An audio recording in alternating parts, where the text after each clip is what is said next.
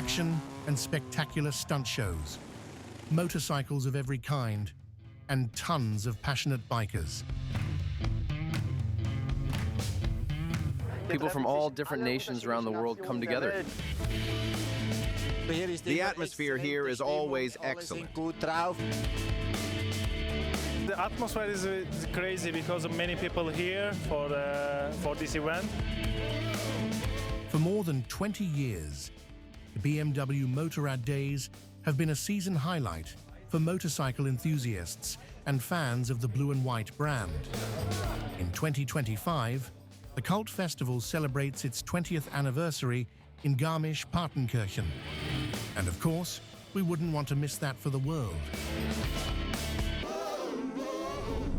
It's the biggest BMW motorcycle gathering in the world and regularly attracts around 40,000 visitors from across the globe. Here, motorcycle fans can celebrate their shared passion, and we're taking you behind the scenes. Today, we want to explore the unmistakable festival spirit together with you and find out what makes this event so special. But that's not all. We're not only showing you the program highlights, but also the coolest machines, including the rebirth of a sport boxer legend, the BMW R12S. We test the modern icon and reveal the story behind its creation and technology.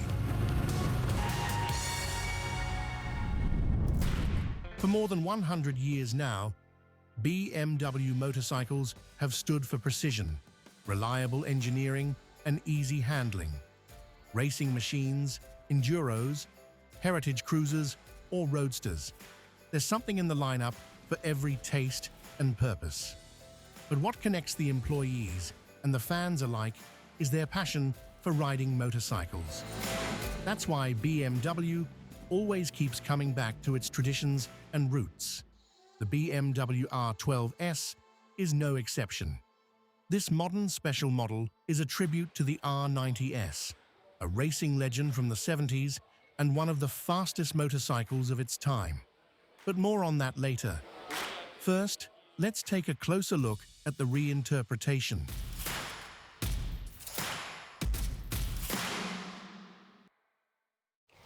Personally, I'm a huge fan of heritage bikes.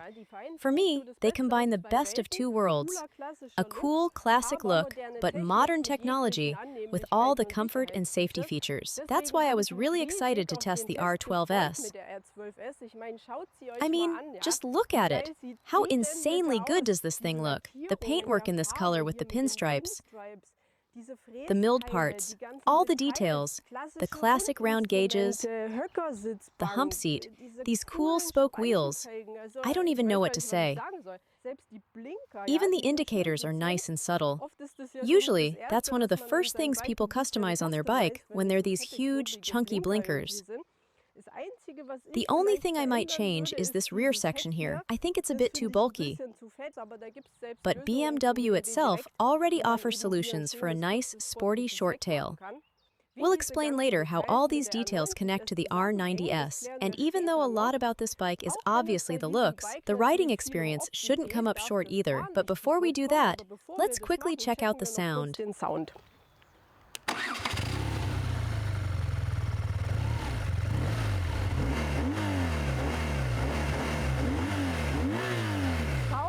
The sound is really nice and punchy. I love it.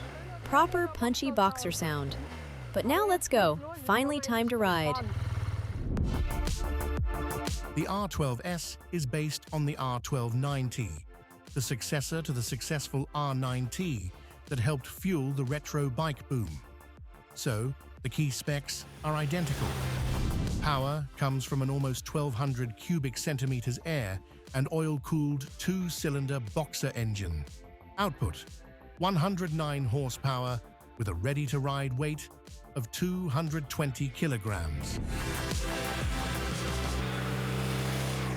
I think this is the first thing I say about every BMW I've ridden so far, how incredibly well these bikes go into corners. It's honestly amazing. You just need a little weight shift, a slight tap on the handlebar, and the thing just drops in. It's so much fun to ride. Great handling, great suspension, You can really feel it.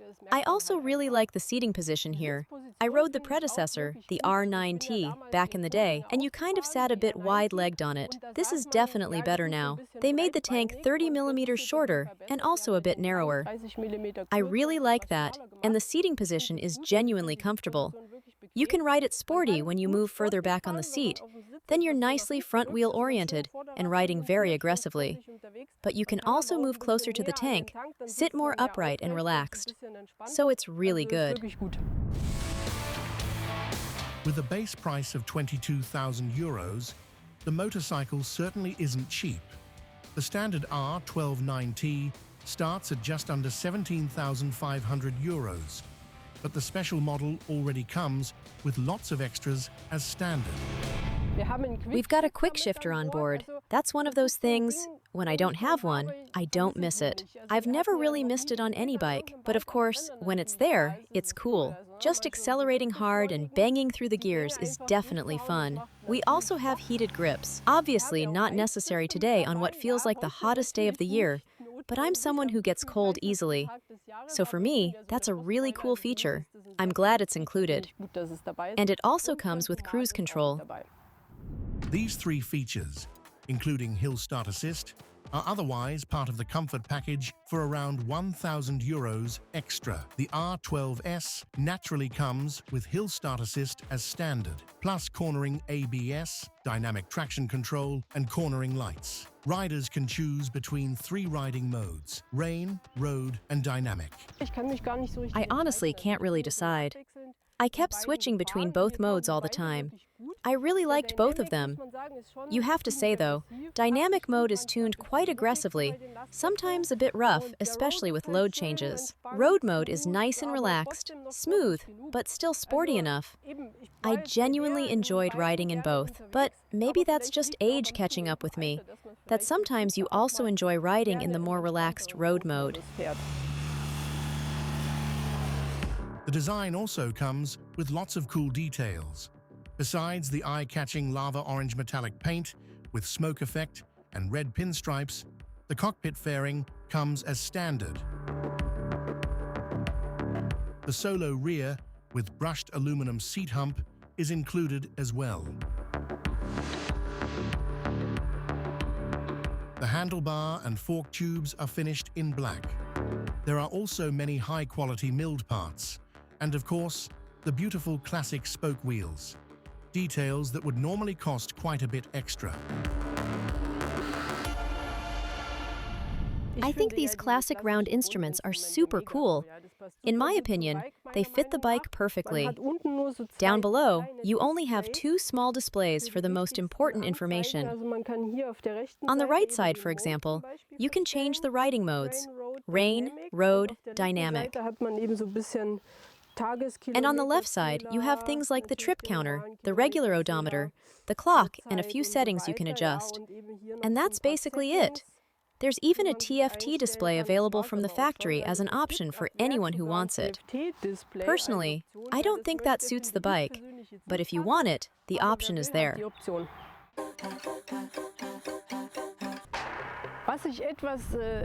One thing I find a bit unusual is that it doesn't have a fuel gauge. I've ridden plenty of bikes that didn't show remaining range or anything like that, but this one doesn't even have bars or anything at all. So, yeah, I find that a little strange. BMW says it's part of this classic minimalist concept. Everything that's not absolutely necessary gets left out. At some point, you do get a warning once you hit reserve, and then a counter starts showing how many kilometers you've ridden since reserve. It definitely wouldn't stop me from buying the bike, but it would be nicer the other way around. Seat height is 79.5 centimeters, and the center of gravity isn't too high, making the bike easy to handle. I think it's incredibly beautiful just the way it is. Maybe I'd only change the rear a little bit like I mentioned before, but otherwise I think it's super cool. And since it's based on the R129T, all the accessories fit as well for anyone who really wants to customize it. We'll reveal some exciting insider facts about the development and design of the R12S in just a moment. But now it's time for the highlight of our schedule today, the BMW Motorrad Days. a unique spectacle where even getting there is already an experience. What a ride in. Absolutely amazing. All these bikes here, unbelievable. And together with this mountain scenery, the weather is fantastic too. I think this is going to be an awesome day. The event has existed since 2001 and has been hosted in Garmisch-Partenkirchen since 2002. Rain or sunshine, thousands of motorcycle enthusiasts from all over the world make the pilgrimage to the festival every year. After cancellations due to COVID and a stopover in Berlin, the Motorrad Days are now celebrating a big anniversary back in Garmisch. We speak with project lead Johanna Widmann. We started in 2001 in Seefeld in Tyrol under the name BMW Motorrad Biker Meeting. Mit dem Namen allerdings BMW Motorrad. Then in 2007 it was renamed BMW Motorrad Days. In den BMW Motorrad Days. And overall, this year marks the 23rd edition and the 20th year here in Garmisch-Partenkirchen. It's a true paradise for motorcycle fans of all ages. We have more than 80 international exhibitors and partners on site. We have our large BMW Motorrad product exhibition with all models.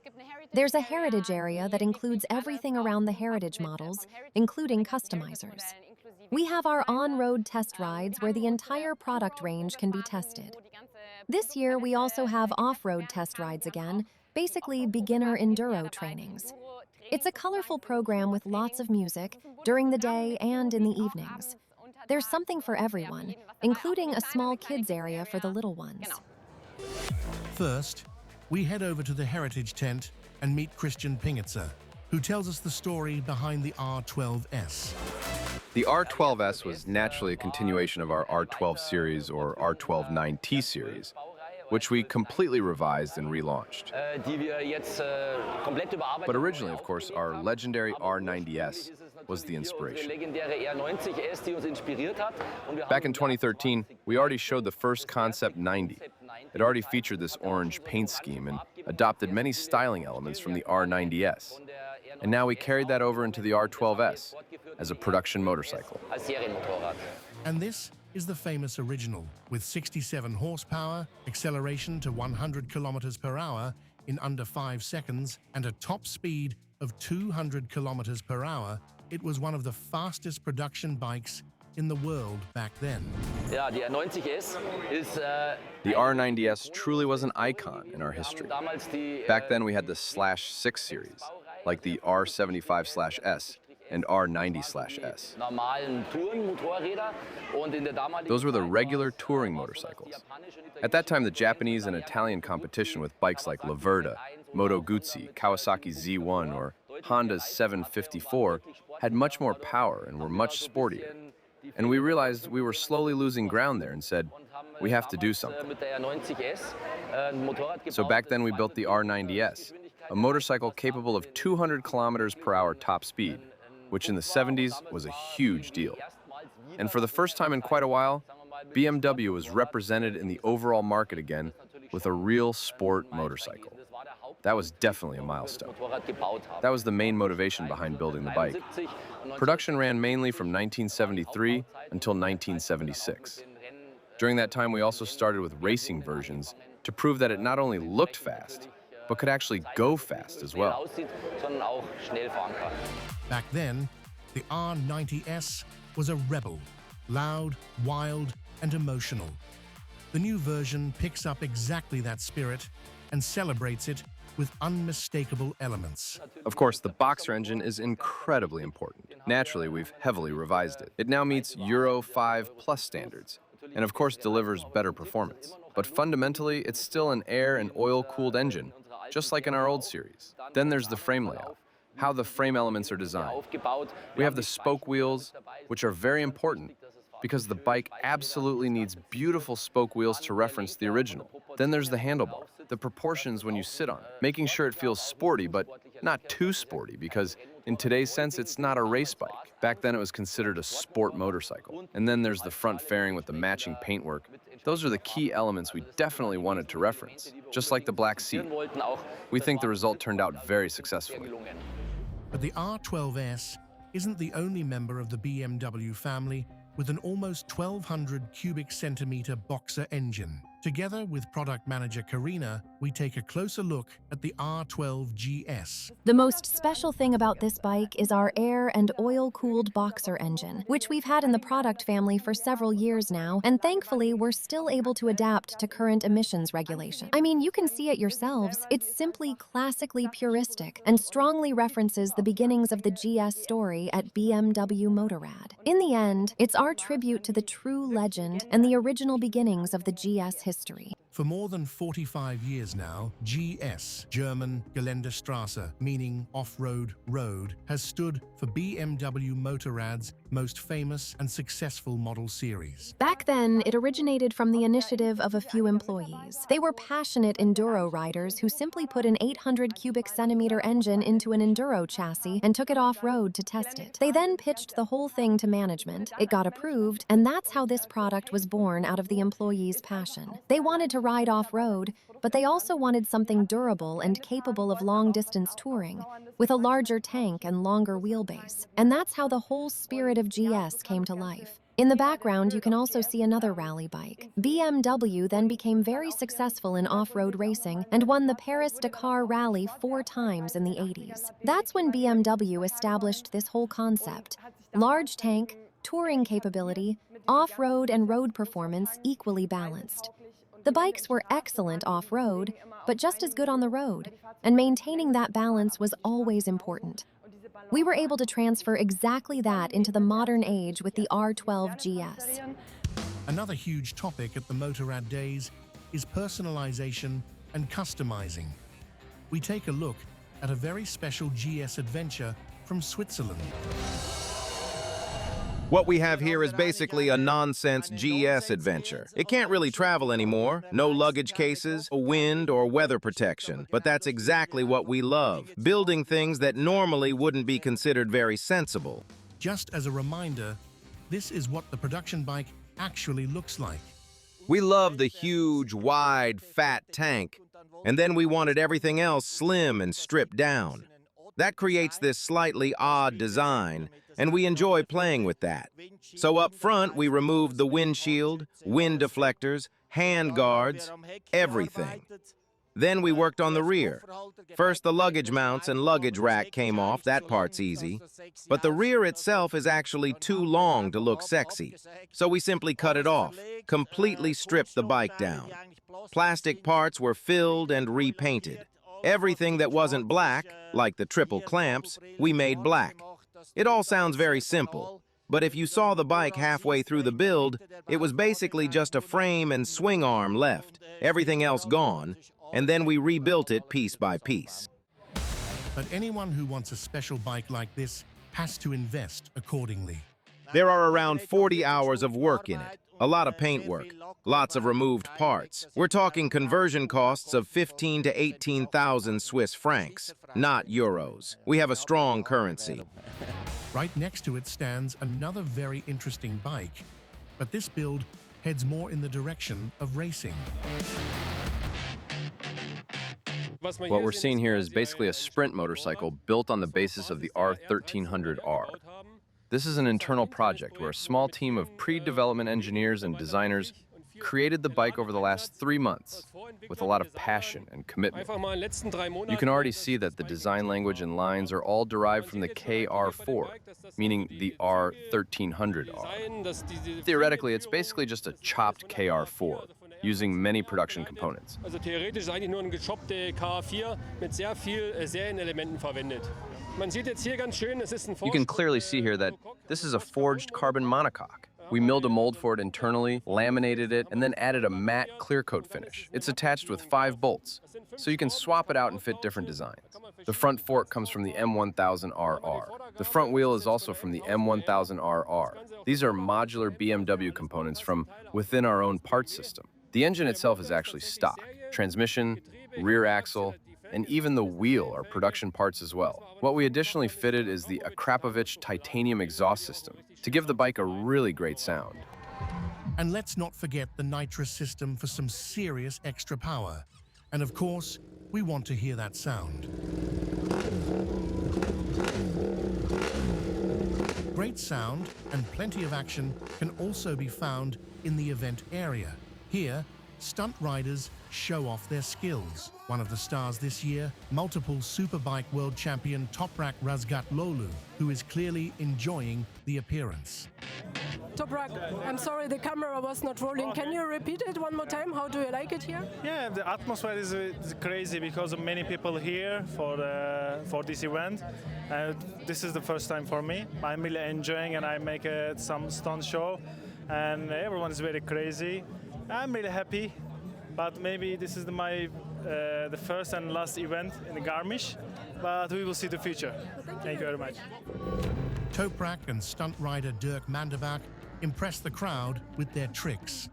Absolutely amazing. If you can control a motorcycle like that, you're seriously next level. Dirk has been working as a professional motorcycle rider for around 20 years. Ever since I was a little boy, I always wanted to ride motorcycles, but I could only afford it once I turned 18. I come from the trials and enduro world, and I always wanted to work creatively with motorcycles. That's how I got into stunt riding and technical riding. I absolutely love it. He also always enjoys coming back here.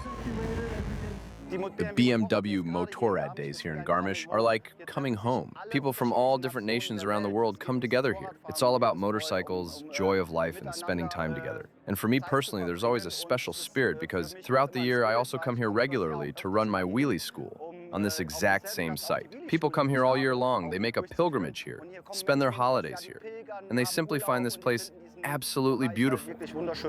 Organizing a festival like this naturally requires a huge amount of work, as project lead Florian Kopp explains. Internally, we always say, after the Motorrad Days is before the Motorrad Days. Once the event is over, planning for the next one starts immediately. There are tenders. We get back in touch with the market town of Garmisch-Partenkirchen. We deal with the meadows and think about what we might change for the following year. The core team is basically busy with the Motorrad Days all year round. And in the end, when we're actually here on site, there are around 350 BMW employees working across all the different sub-projects. We have around 20 sub-project leads involved, and Johanna and I handle the overall project management together. This year, we also had 51 agencies and partners involved, including service providers, the local authorities, and public offices, everybody pulling together. In the end, it's a huge community working together to make sure the guests here can have fun and celebrate. We're slowly saying goodbye now to the BMW Motorrad Days. It's definitely a very unique event, not only for BMW fans, but for motorcycle enthusiasts in general. Great people, cool machines, and all of that combined with action. What more could you want? And for me personally, it was also something really special to be here with the R12S. And now, I'm heading home on it. And hopefully you'll join us again next time.